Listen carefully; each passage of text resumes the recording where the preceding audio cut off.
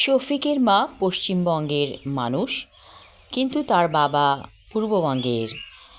অফিসের কাজে তার বাবা গিয়েছিল পশ্চিমবঙ্গে, সেখানেই তার মায়ের সাথে পরিচয়। তারপর সেখান থেকে বিয়ে করে নিয়ে এলো সোজা পূর্ববঙ্গে। প্রথম প্রথম শফিকের দাদি তার মায়ের হাতে রান্না খেতেই পারত না, পরে ধীরে ধীরে অভ্যস্ত হয়ে গিয়েছিল। দাদি অবশ্য এখন পৃথিবীতে নেই, মারা গিয়েছে সেই কবে। শফিকের কিন্তু তার মায়ের হাতে রান্না খুব ভালো লাগে। শফিকের বাবাও এখন সে রান্নাই পছন্দ করে। শফিক ছোটবেলা থেকে একটু দুর্বল প্রকৃতির মানুষ, কোনো কিছু দেখলেই ভয় পেয়ে যেত। অর্থাৎ ভয়ঙ্কর কোনো দৃশ্য যদি টিভিতে দেখানো হতো, সেখানেই অবস্থা টাইট রীতিমতো শফিকের। সেটা চলে গিয়েছে ছোটবেলার কাহিনী। এখন শফিক রীতিমতো যুবক, ভয় ডর এখন বলতেই নেই। একদিন শফিক মাকে বলল সে বন্ধুদের সাথে বেড়াতে যাবে। একমাত্র ছেলে শফিককে মা যেখানে সেখানে যেতে দেয় না। শফিকের অনেক অনুরোধের পর মা শেষ পর্যন্ত রাজি হলো। শফিকের বাবার একটা বারণ ছিল। সে শফিককে বলেছিল, আমি পশ্চিমবঙ্গের মেয়ে বিয়ে করেছি, কিন্তু তুই ভুলেও ওই কাজ করবি না, আমাদের দেশের মেয়ে বিয়ে করবি। বিয়ে একটা অন্যরকম ব্যাপার, অনেক বোঝাপড়ার বিষয় আছে এখানে।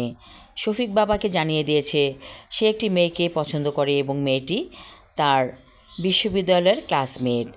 এতে বাবা অনেকটাই খুশি হয়েছে। শফিক যখন বন্ধুদের সঙ্গে বান্দরবন এলো, তখন তার প্রিয় বান্ধবী সেখানে ছিল। মেয়েটির নাম কবিতা। কবিতার মতোই সুন্দর, ছন্দময় ওর চলার ভঙ্গি, এবং অনেক সুন্দর করে সে কথা বলে, যেটা শফিককে ভীষণভাবে আকৃষ্ট করে। বান্দরবানে শফিক এর আগেও এসেছিল, কিন্তু এবার বেশ ভালো লাগছে। বৃষ্টি ভেজা প্রকৃতি, চারপাশ রীতিমতো ঝকঝক তকতকে। কবিতা বলল, শফিক চলো ওই দিকটায় যাই। শফিক বলল, কোন দিকে? এখন তো বৃষ্টিতে ভিজে গেছে সব কিছু। কবিতা বলল, এই বৃষ্টি ভেজা প্রকৃতি দেখতে আমার অনেক ভালো লাগে। মনে হয় যেন প্রকৃতি নবযৌবন ফিরে পেয়েছে। নবযৌবনা নারীর মতো লাগে প্রকৃতিকে দেখতে। শফিক হেসে বলল, তুমি তো বেশ কাব্যিক হয়ে উঠেছ এখানে এসে। কবিতা বলল, আমি তো কাব্যিক হবই, কারণ আমার নাম যে কবিতা। ওরা দুজনে হাঁটছে রীতিমতো দলছুট হয়ে। ওদের দলের সবাই অন্যদিকে আর ওরা দুজন আরেক দিকে।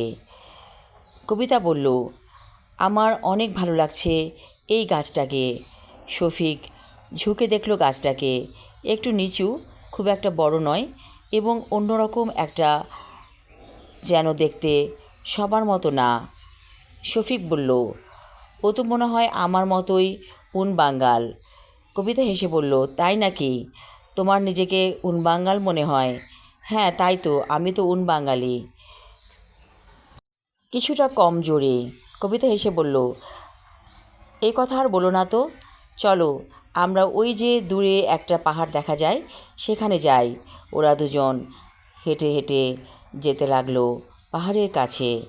আমি আমার লেখা ছোট গল্প বাঙ্গাল পর্ব 1 পড়লাম। পরবর্তী অংশ থাকবে আগামী পর্বে। ধন্যবাদ।